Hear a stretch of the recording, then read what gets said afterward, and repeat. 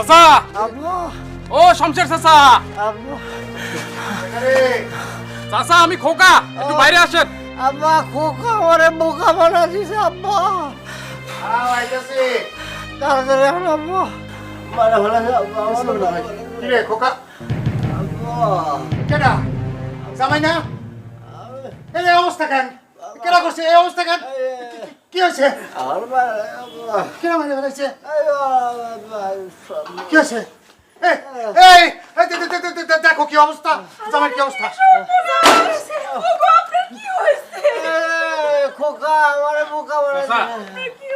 চাচা ওই রাইতের বেলা ওই আমার বাড়িতে গরু চোর ঢুকছিল বুঝছেন তো গরু চোর ভয় ঠেলায় গ্রামের মধ্যে ওই যে জঙ্গল দিয়ে পালাইছে আপনার জামাই ওই জঙ্গল দিয়ে মনে যাইতেছিল তো গ্রামের লোকজন চোর ভাইবা যে পেদানিটা দিছে ওরে গ্রামের লোক আছে বেশি ওরে খোকা ওরে বোকা রে বোকা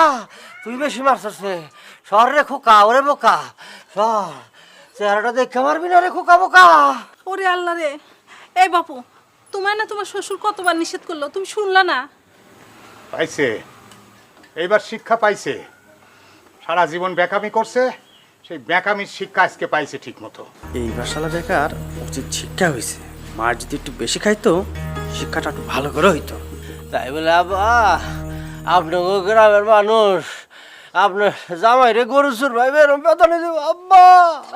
চাচা বিষয়টা বুঝলাম না মানে এত রাইতে আপনার জামাই জঙ্গলে কি করে শুনলা না জামাই রাগ করে তার বাড়িতে যাচ্ছিল বাড়িতে যাবি যা তার সোজা পথ দিয়ে সে যাইব না জঙ্গল দিয়ে ঘুরে ঘুরে যাইব জঙ্গলের মধ্যে দিয়ে যাইতেছিল যাইতে যাইতে ধরা পড়া গরু চোর মনে করে সবাই মিলে মারছে আশ্চর্য ব্যাপার এটা কি ধরনের মানুষ রাইতের বেলা জঙ্গলের মধ্যে দিয়ে যাইতেছে জীবন নাশ হইতে পারতো তাছাড়া সাপও কামড় দিতে পারতো এই যে জামাই শোনো রাইতের বেলা এত রিক্স নিয়ে বাইরেও না বিপদের মুখে বাইচা গেছো বাবা রে সাপে মারলো এত ব্যথা পাইতাম না রে বাবা তোরা যে মার দিছ রে বাবা সাপে মারলে আর এখানে দাঁড়ায় থাকতে পারতাম না কইতে থাকতে আল্লাহ জানে আব্বাজান ওই বেকা দুলা ভাই মানে আমার ভাইরা ভাই শিক্ষাটা একটু আগে হয় উচিত ছিল আর কি একটু দেরিতে হয়েছে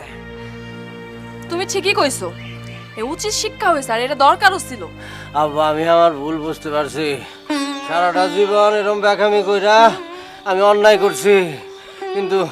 আমি আম্মা এরকম বেকামি করে জীবনে এরকম বেতানি খাই নাই মার খাই নাই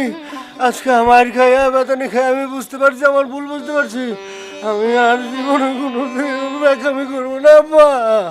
কষ্ট হইতেছে আমি জানি কিন্তু তারপরে মনে হইতেছে আমার কাছে এই পেদানিটা তোমার আরো আগে খাওয়া উচিত ছিল বাবু তোমার আব্বার মতো তুমিও তো নিষ্ঠুরের মতো কথা কইতেছো আমি আজকে আমার ভুল বুঝতে পারছি আমি আর বেকামি করবো না আমি আমার জীবন লইয়া মৃত্যুর হাত থেকে বাইচে আছি আমি আজকে কথা দিতেছি আমি আর বেকামি করবো না আমি ভালো হয়ে যাবো ডালদা ভাত খাবো শ্বশুর রাস্তায় যাবো আর বেকামি করবো না থাক এখন একটু শান্ত হও তোমার বাড়িতে নিয়ে সেবা যত্ন করে সুস্থ করে তুলবো এখন চলো বাড়িতে চলো তা বাড়িতে যে যাইবা বেকা পথে যাইবা না সোজা পথে যাইবা আর বেকা পথে যাবো না আমি আম থেকে বাকের আলী আর বেকা না আমা একটু চিনির পানি দেওয়া যায় না আবার জিনিস চাইতেছো না দরকার নাই এখন আমি চাইছা দিব তা না। দেন